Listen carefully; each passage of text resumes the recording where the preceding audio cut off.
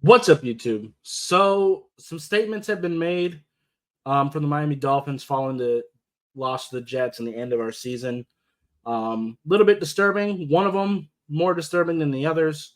Uh, so, apparently, Chris Grier and Mike McDaniel are going to be both staying um, for the 2025 season. And Tyreek Hill is wanting out. He's asking for a trade. Um, I'm going to be honest. I don't really care about the Tyreek Hill part. Let's see. I'm opening the door. I'm out, bro. It was great playing here, but at the end of the day, I got to do what's best for my career. I'm too much of a competitor to just be out there. Well, let's be honest. Tyreek Hill has been dropping a lot of passes this year anyway, even when he has had his opportunities. He hasn't played well. Honestly, he's a constant headache. Like I'm kind of ready to let him go anyway. And I'm kind of tired of this team being completely built on speed with no physicality anyway. So yeah, he can go, and we can go get some different types of receivers. Let's not just have all speed threats. Like we have Waddle, cool. He's our deep guy. He's our gadget yak guy, and we got Malik Washington too. Cool. Let's go get a big body. Let's go get a route runner. You know, get some variability in this receiving core. He can go. I really don't give a shit. And who knows? Maybe we can get some decent value. Probably not, because unfortunately, with him asking for this trade and not wanting to play for us, that kind of eliminates our leverage. But either way, he is still a top tier receiver. So hopefully, we can get some decent value for him. I'm ready to move on. Now, the more disturbing part is this. I want to thank the players and coaches for their hard work throughout the 2024 season, as well as the fans for their support. This is from Stephen Ross. As the owner of this team, I am ultimately accountable for our successes and failures. True. But we can't fire you. We fell short of our expectations this season, and I understand and share the frustration in our performance on the field. As we look toward 2025, our football operation will continue to be led by Chris Grier and Mike McDaniel with my full support. Their positive working relationship is an asset to the Dolphins, and I believe in the value of stability. However, continuity and leadership is not to be confused with an acceptance that status quo is good enough.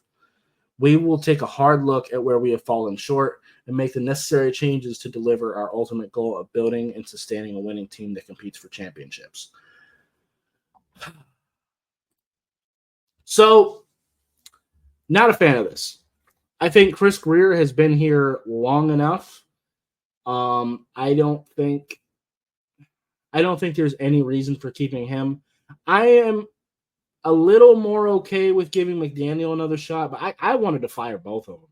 I want to start fresh. I'm sick of this team being fucking soft. I really am. I hate the culture of this team right now. We are soft as hell. And I'm not talking about the injury-prone part. That is a bit of an issue, too. Chris Grier, continually signs and drafts injury-prone players. Like, Teron Armstead, good God, anytime the wind blows, he breaks another bone.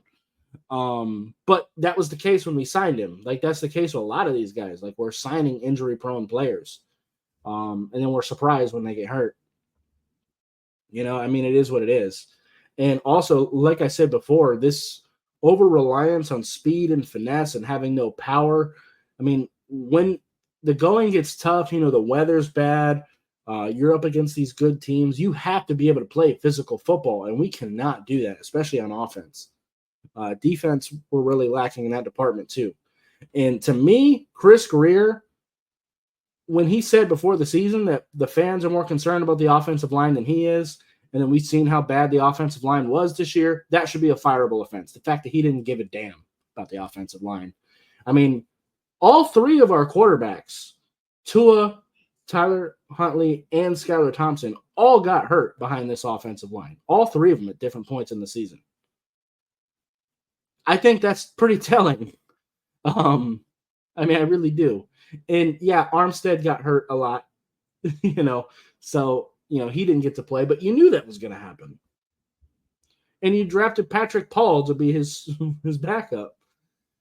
And that was the only offensive lineman you drafted. And I mean, the offensive line was bad last year, and you let Connor Williams go. You signed Aaron Brewer, who was decent enough in the run, but I don't really like him in pass blocking.